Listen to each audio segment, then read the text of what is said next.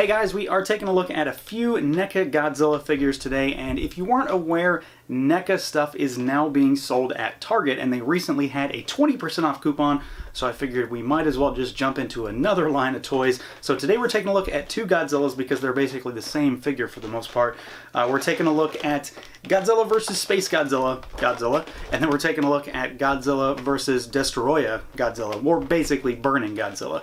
These two come in the same kind of standard boxes, and you can see that these have seen better days. They have light shelfware, to say the least, but they are front and center in those clamshell packages. You've got the big man himself on the backer card there, and then the back has just got product shots as well as the Godzilla logo. So let's pull these guys out and take a look. Alright guys, here they are out of the package, and if these look familiar, these are basically the same figure that I reviewed when I looked at the Reactor Glow Godzilla. So that was the first Godzilla figure that I had looked at. I figured I had to get the rest though, so that's why we're looking at these now. And after this review, if you feel like you need some Godzillas in your life, head over to Big Bad Toy Store. You know the deal.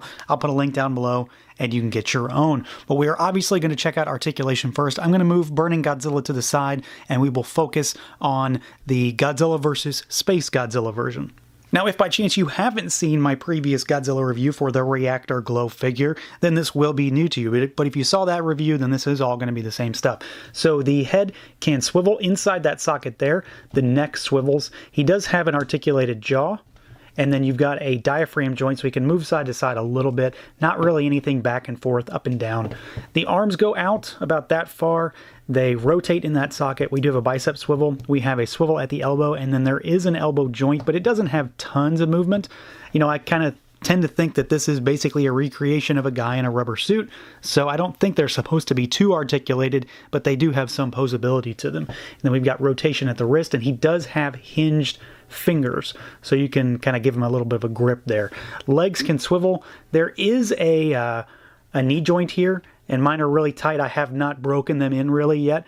This one moves a little bit better. I'll probably need to apply a little heat to them, possibly, but I eventually will work it out just fine. And then you can rock the ankles and move them back and forth a little bit, and then of course we've got a little rotation.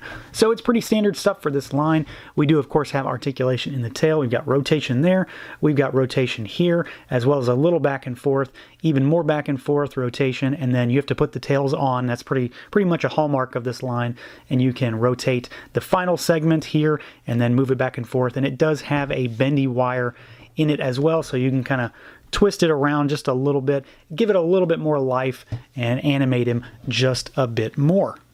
Now, in the looks department, these guys are pretty fantastic as far as I'm concerned. Again, if you saw the Reactor Glow figure review, you know exactly what's going on here. They are the same figure, and if anything, it was a repaint of this guy, because this is where he gets the kind of marbling and translucent plastic going. But these share the same mold. They're basically the same thing, but they do look a little different to me, and I'm not talking about just the orange plastic here. And a lot of it comes down to the eyes. Something about the eyes in Burning Godzilla, outside of the fact that they are definitely different, because he's got kind of a red eye with an orange center and then a black pupil there. Something about him just looks entirely different to me. This Godzilla looks a little more animated in terms of his expression because of the paint in his eyes, and this guy just looks so much more angry and ferocious.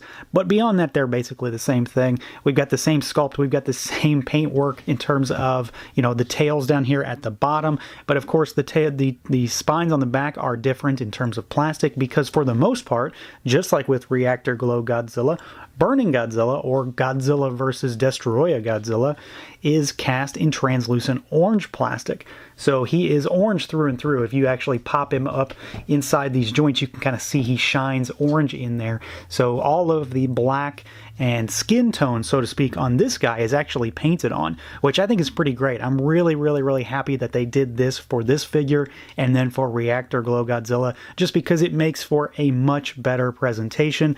I mean, having translucent plastic is always a cool effect for me personally. I dig it. I'm always on board, and I think it really sells the idea of him kind of burning up from the inside out. So yeah, not a great deal to talk about when it comes to these two figures. I suppose, you know, I've already showed exactly what's going on with this particular mold and this particular body, but I felt compelled to get these other figures, specifically Burning Godzilla, just because he is very unique. But then again, this is my first quote-unquote normal Godzilla figure in the line so far, with the 1994 Godzilla vs. Space Godzilla figure. I do think they are pretty solid entries in this line. They've got good sculpt, they've got good articulation for what they are, and then they've got good paintwork, and I dig the translucent plastics inside that Burning Godzilla. That really sells that figure for me. The only thing I would really like is to be able to get their counterparts in these forms. I'd love to get a Space Godzilla figure. I'd love to get a Destroya figure. I don't know what NECA can or can't do with this line, but I would love to see what they could do with the other kaiju. So that's going to do it for this look at the Godzilla vs. Space Godzilla and Godzilla vs. Destroya figures from NECA Toys. Let me know what you guys think. Feel free to like, comment, subscribe, and share. And until next time.